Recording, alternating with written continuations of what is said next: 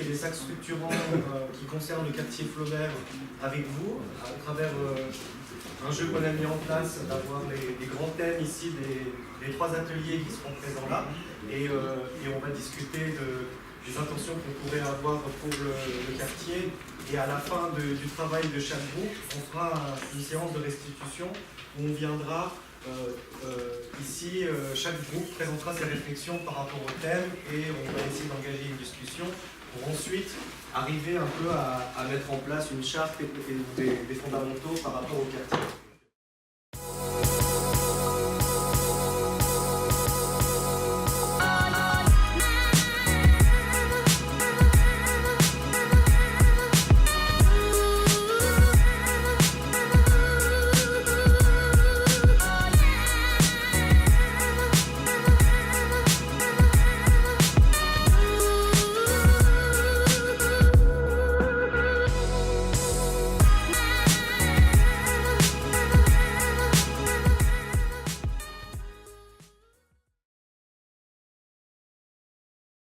Alors nous, on a coché commerce de proximité. Vous voulez un magasin bio?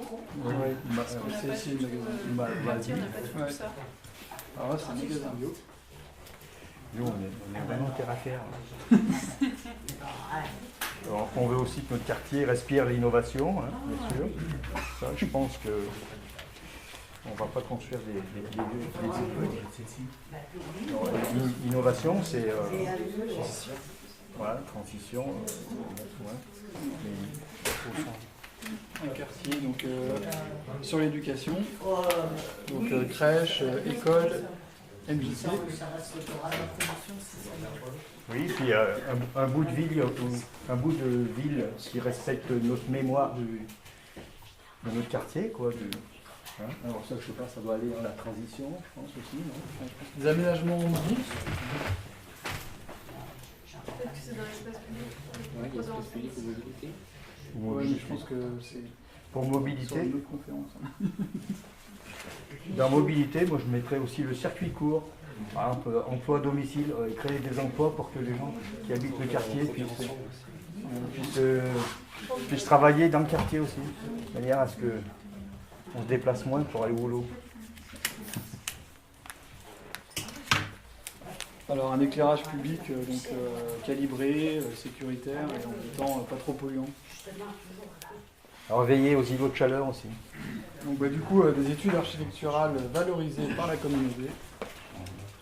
Ça c'est dans la démarche.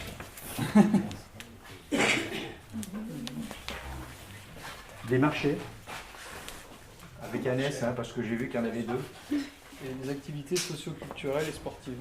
Donc c'est aussi dans l'espace public, ça je pense. Restauration. Enfin, tout ce qui est restauration en général dans le quartier, il n'y en a pas beaucoup.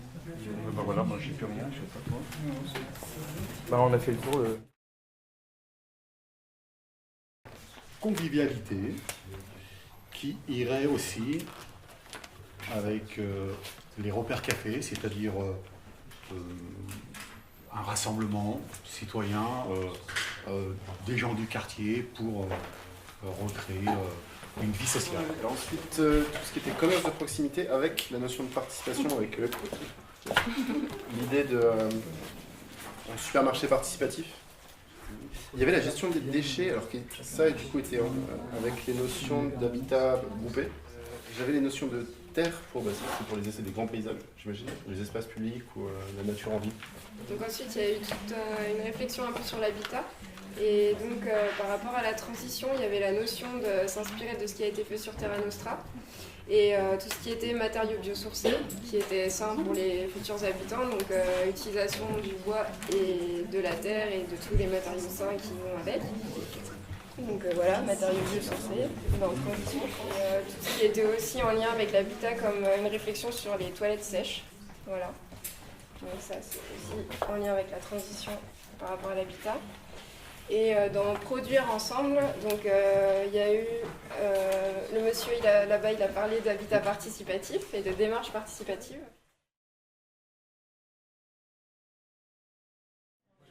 Donc on va chacun intervenir sur un niveau. Alors donc ce qui nous semblait intéressant de retrouver dans ce quartier, c'est une identité Alors, quelle est pour l'instant l'identité de ce quartier? Alors, il nous semblait qu'il y avait une grande solidarité avec des espaces de récupération, d'artisanat encore. Donc, il faudrait pouvoir retrouver ça. L'idée, c'est toujours de faire vivre le quartier en ayant plus d'activités pendant la journée pour éviter que le quartier soit tout simplement un quartier dormitoire. Donc, on a rajouté ces 3 mots-là. On mettra, je pense, dans la transition. Des commerces de proximité, mais on a aussi mis beaucoup d'accent sur tout ce qui est des activités créatives, donc créativité, laboratoire, association aussi. Donc le 3e thème, ça serait sur les écoles, lycées, mais en englobant, mais on se rejoint mieux. Plus on se rejoint et plus ça rentrera dans l'idée. Donc école, lycée, mais en même temps la jeunesse, toute la jeunesse dans le quartier, qu'est-ce qu'il y aura à faire? Parce qu'on a une jeunesse à côté, une jeunesse de l'autre côté, une jeunesse qui pourrait se rassembler avec la Bifurque et d'autres associations. Et donc dans cette jeunesse, avec les écoles, lycées, il y a les enfants bien sûr, dans cette jeunesse, il y a la mixité générationnelle. Pourquoi pas au niveau des seniors qui pourraient faire, je ne sais pas, des mercredis, des jours fériés ou autres, une activité qui intégrerait la jeunesse dans son ensemble avec des thèmes bien précis. Voilà. Mixité. Bon, on m'a donné 3 petits papiers, au hasard. Alors je vais dire que dans le cadre d'une métropole multipolaire, on va créer un centre secondaire de quartier qui sera fondé sur un marché assurant la convivialité grâce à la distribution de spécialités régionales. Et on le met dans Polycentralité. produire ensemble? Non, multipolarité ou polycentralité au choix. Ça veut dire la même chose. Bon choix, monsieur. Et il y a du coup un dernier regroupement thématique qui s'organise autour de l'idée d'un laboratoire culturel qui combine l'idée de créativité, de communication et d'espace de rencontre. Voilà.